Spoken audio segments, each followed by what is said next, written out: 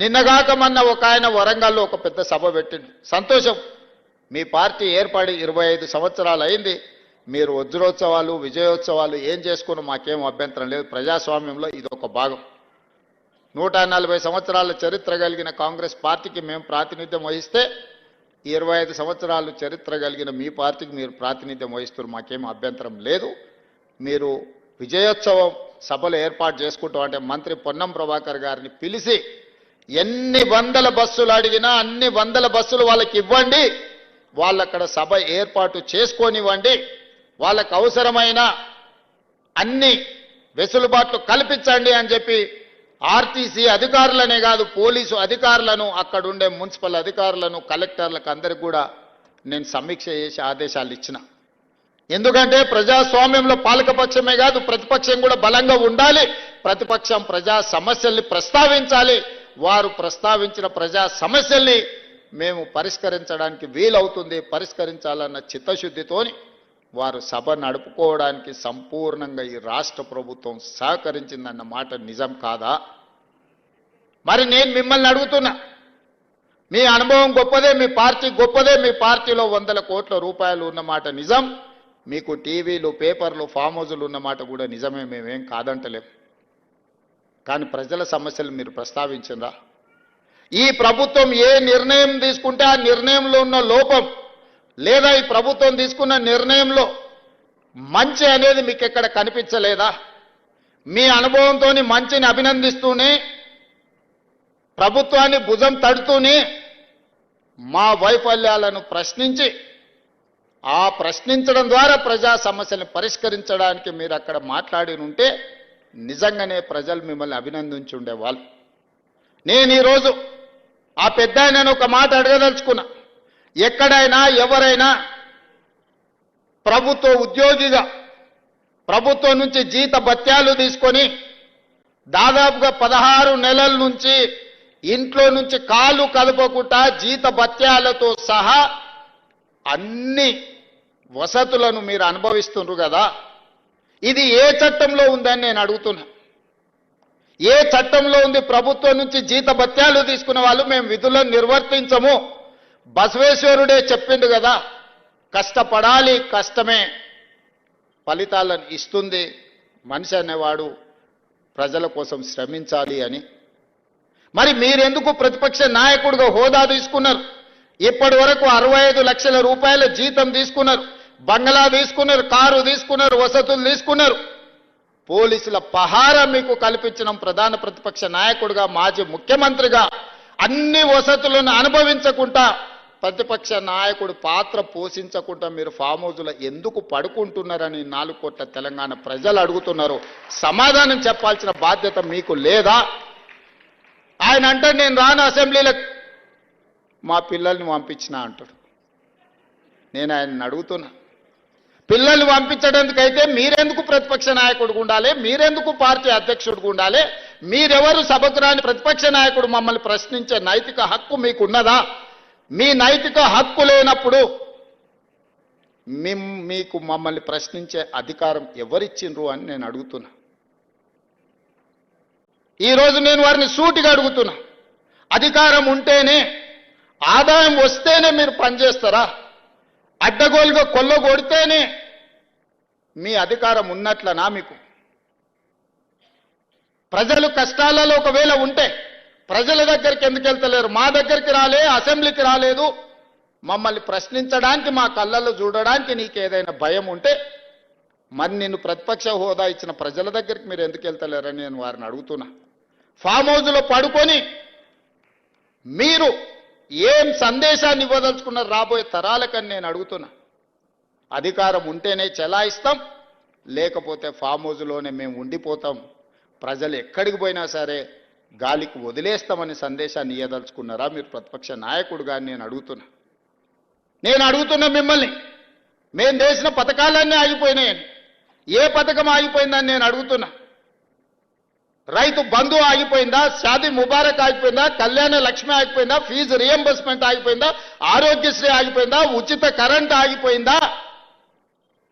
ఈ రాష్ట్రంలో ప్రజా పాలన ఎక్కడైనా ఆగిందా అని నేను అడుగుతున్నా.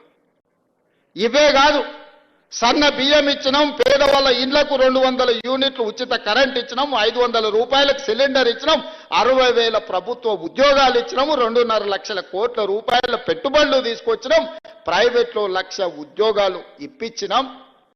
ఈరోజు హైదరాబాదు నగరాన్ని విస్తరించడానికి అవసరమైన అభివృద్ధి కార్యక్రమాలను చేపడుతున్నాం. మా ఆడబిడ్డలకు ఆర్టీసీ బస్సులో ఉచితంగా ప్రయాణం రాష్ట్రంలో నలుమూలల అమ్మగారింటికి వెళ్ళినా అమ్మవారిని దర్శించుకోవాలన్నా అనా పైసా ఖర్చు లేకుండా ఇయ్యాల మా ఆడబిడ్డలు ధైర్యంగా ఆర్టీసీ బస్సు ఎక్కగలుగుతుండ్రు అని అంటే 5,000 కోట్ల రూపాయలు రాష్ట్ర ప్రభుత్వం, మంత్రివర్యులు ఇక్కడనే ఉన్నారు, పొన్నం ప్రభాకర్ గారు, బట్టి విక్రమార్క గారు, ఆయన డబ్బులు ఇచ్చిండు, ఈయన డబ్బులు తీసుకున్నాడు. 5,000 కోట్ల రూపాయలు 15 నెలల కార్పొరేషన్ మేము చెల్లించినాం. ఇవన్నీ మీకు ఎక్కడ కనిపిస్తలేవా? కనిపించకపోయే అవకాశం ఉంది. ఎందుకంటే మీరు సభకే రారు కదా, మీరు సమస్యల గురించి తెలుసుకోరు కదా, సంక్షేమం గురించి మీకు అర్థమే కాదు కదా, మీకు తెలియకపోవడానికి అవకాశం తెలుసుకోవడానికి అవకాశం లేదని నేను సంపూర్ణంగా నమ్ముతున్నా. మీరు ఏ మత్తులో జోగుతున్నారో అది మీకే తెలవాలి, నేను అనదలుచుకోలేదు. మరి ఏ బాధ్యత లేని మీరు మమ్మల్ని కడుపు నిండా విషం పెట్టుకొని విద్వేషపూరితమైన ప్రసంగం చేయడం ద్వారా ప్రజల మధ్యలో చిచ్చు పెట్టాలనే ప్రయత్నం ఈ తెలంగాణ రాష్ట్రానికి మంచిదా అని నేను అడుగుతున్నా. ఏ చిన్న కార్యక్రమం ఉన్న ముఖ్యమంత్రిగా నేను రావడం లేదా? ఇదే రవీంద్ర భారతిలో ఈ సంవత్సరం క్యాలెండర్ తీయండి, ఎన్ని కార్యక్రమాలలో నేను వచ్చి మిమ్మల్ని అందరినీ కలిసిన. ప్రతిరోజు ఎక్కడికి వెళ్ళిన అత్యంత సామాన్యులను కూడా కలిసి ఎవరు పిలిచినా రేవంత్ అన్న అంటే ఏంది అని వెనక్కి తిరిగిపోయి కలిసి మాట్లాడి వాళ్ళ సమస్యలు తెలుసుకొని పరిష్కరించే ప్రయత్నం చేస్తున్నా కదా. తీయండి, 94 నుంచి 2004 వరకు 10 సంవత్సరాలు తెలుగుదేశం అధికారంలో ఉంది. 2004 నుంచి 2014 వరకు కాంగ్రెస్ పార్టీ రాజశేఖర్ రెడ్డి గారు అధికారంలో ఉన్నారు. 2004 నుంచి దాదాపుగా 2024 వరకు 10 సంవత్సరాలు చంద్రశేఖరరావు అధికారంలో ఉన్నాడు. 2024 నుంచి మేము అధికారంలోకి వచ్చిన ఈ రోజు చెప్తున్న మిత్రుల ద్వారా ఫామ్ హౌస్ లో ఉన్న పెద్ద ఆయన చెప్తున్న 10 సంవత్సరాలు మేమే పరిపాలన చేస్తాం. 10 సంవత్సరాలు నువ్వు ఫామ్ హౌస్లో ఉంటావు, ఆ తర్వాత శాశ్వతంగా అక్కడనే నీ చరిత్ర సమాధి అయిపోతుంది అని చెప్పి నేను స్పష్టంగా చెప్పదలుచుకున్నా. ప్రజలు విఘ్నులు, ప్రజలకు పరిపాలన తెలుసు. ప్రజలు ఎవరు ఏం చేస్తున్నారో, ఎవరు ఏం మాట్లాడుతున్నారో, ఎవరి ఆలోచన ఎట్లుందో ప్రజలు తెలియనంత అమాయకులా. కొట్లాడి తెచ్చుకున్న తెలంగాణ కోతుల గుంపు కప్పజెప్పినట్టయింది మొదటి 10 సంవత్సరాలు. తాను చెడ్డ కోతి వనమల్ల చెడిచే అని నీ కుటుంబం మొత్తం కలిసి ఈ తెలంగాణ మీద పడి దోసుక తిన్న మాట వాస్తవం కాదా? అందుకే ఈరోజు సూటిగా వారికి విజ్ఞప్తి చేస్తున్నా. కాళేశ్వరం మీద చర్చ చేద్దామా? ఉచిత బస్సు ఆడబిడ్డలకు ఇచ్చిన దాని మీద చర్చ చేద్దామా? రైతు రుణమాఫీ మీద చర్చ చేద్దామా? రైతు బంధు మీద చర్చ చేద్దామా? తెలంగాణ ఉద్యమంలో చురుకైన పాత్ర పోషించిన విద్యార్థులు, ఉద్యమకారులు, నిరుద్యోగ యువకుల గురించి మేము ఇచ్చిన 60,000 ఉద్యోగాల మీద శాసనసభలో చర్చ చేద్దామా? లేదా 30 సంవత్సరాల నుంచి ఎంతో మంది ప్రాణాలు వదులుకొని సాధించుకోవాలనుకున్న ఎస్సీ వర్గీకరణ మీద చర్చ చేద్దామా? 100 సంవత్సరాల నుంచి కులగణన జరగాలి. ఈ దేశంలో ఎంతమంది బలైన వర్గాలు ఉన్నారో ఈ దేశంలో పశు సంపదకు కూడా లెక్క ఉంది, కానీ మా బలైన వర్గాలకు లెక్క లేదు అని ఆవేదన చెందుతున్న సందర్భంలో దేశానికే ఆదర్శంగా నిలబడి తెలంగాణ రాష్ట్రం కులగణన మీద చేసిన దాని మీద చట్టసభలలో చర్చ చేద్దామా? దేని మీద చర్చ చేద్దాం? చంద్రశేఖరరావు గారు మీరు చెప్పండి అని నేను అడుగుతున్నా. నేను సిద్ధంగా ఉన్నా. ప్రతిపక్ష నాయకుడిగా మీరు సూచన చేయండి. మా నిర్ణయాలలో లోపాలు ఉంటే ఎత్తి చూపండి, సవరించుకోవడానికి మేము సిద్ధంగా ఉన్నాం. కానీ విద్వేషం వెళ్ళగక్కి నీ కోపాన్నంతా మాటల రూపంలో ప్రదర్శించే ప్రయత్నం చేస్తారు. ఆయన కళ్ళకు, ఆయన చూపుకు ఒకవేళ బలమే ఉంటే ఆయన కడుపులో ఉన్న విషంతోనే ఒకవేళ ఎదురుగున్న వాళ్ళని మాయం చేసేది ఉంటే ఈ పార్టీకి వేదిక మీద ఉన్న మేము ఎవ్వరం లేకుండా పోయేటోళ్ళం. అంత విషం ఆయన మాటల్లో కళ్ళల్లో కనిపిస్తుంది. ఎందుకే 40 ఏళ్ళు తెలంగాణ ప్రజలు నేను గుండెల్లో పెట్టి చూసుకున్నందుక కాంగ్రెస్ విలన్ అంటాడు. నాకు నిజంగా ఆశ్చర్యం కలిగింది. కనీసం మాట్లాడే ముందు మనం ఏం మాట్లాడుతున్నాం, మనం మాట్లాడిన తర్వాత ప్రజలు ఏ విధంగా తీసుకుంటారని ఆలోచన చేయాలి కదా. మనకు విచక్షణ ఉంది కదా, ఆలోచన ఉంది కదా. మాట్లాడకంటే ముందు ఏం మాట్లాడాలనో ఆలోచన చేయాలి, మాట్లాడిన తర్వాత ప్రజలేం ఏ విధంగా తీసుకుంటారో కూడా ఆలోచన చేయాలి. మొట్టమొదటి విలన్ తెలంగాణకు విలన్ కాంగ్రెస్ పార్టీ అని ఎంత పెద్ద మాట అది. తెలంగాణ ఇచ్చినందుకు విలన్ అయిందా? మేము తెలంగాణ ఇస్తే 10 ఏళ్ళు నువ్వు తెలంగాణ ముఖ్యమంత్రి అయి దోసుకొని టీవీలు పెట్టుకొని పేపర్లు పెట్టుకొని ఫామ్ హౌజులు కట్టుకొని ఇంటిల్లి పాది పదవులు అనుభవించి కాంగ్రెస్ ఇచ్చిన తెలంగాణలో నువ్వు లబ్ధి పొందినందుకు కాంగ్రెస్ విలన్ అయిందా? అంటే గింటే ప్రజలనాలే కాంగ్రెస్ ఏమన్నా అయ్యా మీరు తెలంగాణ ఇస్తే ఇగో ఆయన గట్ట తయారయ్యండు గిట్లా టచ్చోసిన ఆంబోతులు మా మీద ఎందుకు వదిన అని ప్రజలేమన్నా ఆవేదన వెలిపుచ్చారంటే అర్థం ఉంది. కానీ నీకెక్కడిది అర్హత మాట్లాడడానికి? ఆయన ఆలోచన ఎట్లుందో ఒక్కసారి ఆలోచన చేయండి. ఆగమైందంటుండే, ఏం ఆగమైంది? నీ కుటుంబం ఆగమైందేమో. ఇంకో 10 ఏళ్ళు దోసుకుందాం అన్నది మతాంతరంగా ఆగిపోతే ఆగమైతుంది ఖచ్చితంగా. ప్రణాళికలు వేసుకొని ఉండొచ్చు కదా.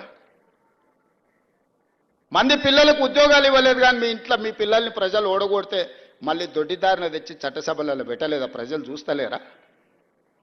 అందుకే కదా మీ ఉద్యోగాల నుంచి తొలగించింది ప్రజలు మిమ్మల్ని. అన్నీ చూసినాక ఓ పెద్ద మనిషిని ఏదో మాట్లాడుతుంటే చెప్పాడు, 100 ఎలుకలు తిన్న పిల్లి తీర్థయాత్రలకు పోయిందంటే నేను మొత్తం మారిపోయినా అని. వరంగల్ సభ గట్లుంది. చేసిన పాపాలన్నీ చేసి వరంగల్ పోయి నేను కడిగేసుకున్నా అని ఆయన అనుకుంటుండు. కడగలేదు, 101 పాపం కూడా అక్కడ చేసి వచ్చిన స్వామి నువ్వు. ఎందుకంటే కాంగ్రెసే తెలంగాణకు విలన్ అనడం ద్వారా. కానీ ఒక్కటి మాత్రం నాకు అర్థమైంది, నా పేరు తీసుకొని కూడా ధైర్యం రాలే. మొత్తం ప్రసంగం మీరు గమనించండి, ఎక్కడైనా పేరైనా తీసుకున్నాడా? మా కాంగ్రెస్ పార్టీ కార్యకర్తల బలం ఏందో దాన్ని బట్టి అర్థమైంది కదా.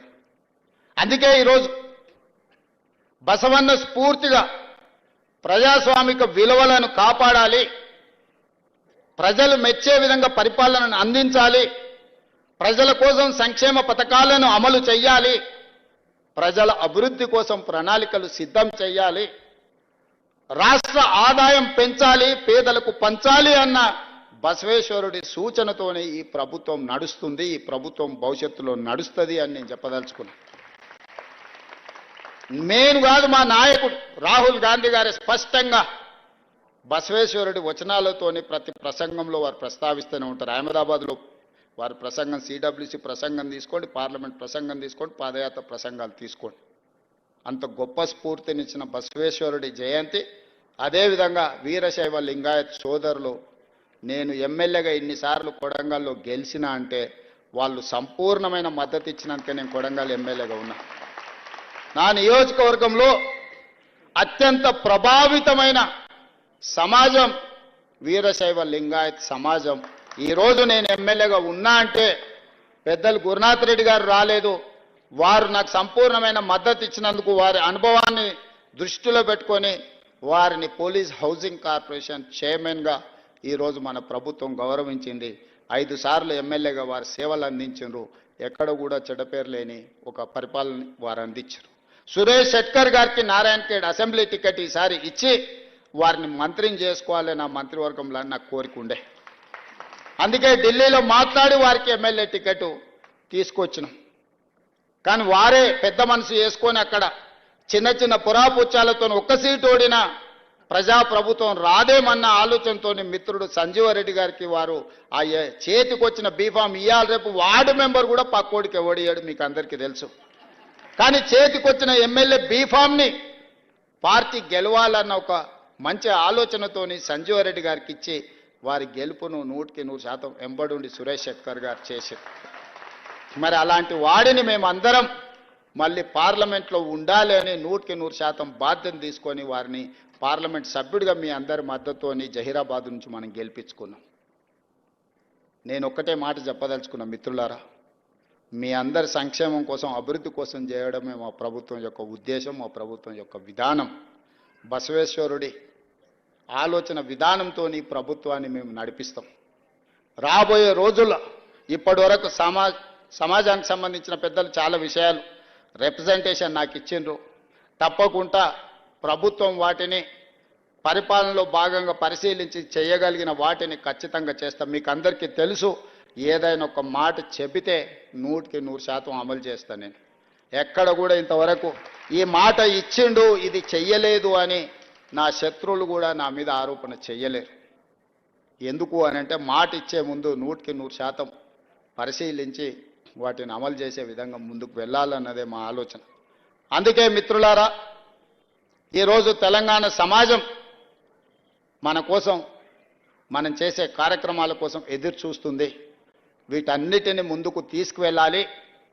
తెలంగాణ ప్రజలకు ఒక జనరంజకమైన పరిపాలన ఆనాడు 2004 నుంచి 2014 వరకు శ్రీమతి సోనియా గాంధీ గారి నేతృత్వంలో ఏ విధమైన పరిపాలన అందించినమో రాబోయే 10 సంవత్సరాలు మంచి పరిపాలన అందించి ఈరోజు మొదలుపెట్టిన ఇందిరమ్మ ఇండ్లు కావచ్చు, లేకపోతే రైతు భరోసా కావచ్చు, అదేవిధంగా ఆడబిడ్డలకు ఆర్టీసీ బస్సు ఉచిత ప్రయాణం కావచ్చు, నిరుద్యోగ సమస్య పరిష్కారం కావచ్చు, బీసీ కులగణన చేసి దాన్ని అమలు చేసే విధానం కావచ్చు, ఎస్సీ కేటగరైజేషన్ని కూడా అమలు చేసే విధానం కావచ్చు, వీటన్నిటినీ పకడ్బందీగా అమలు చేస్తాం.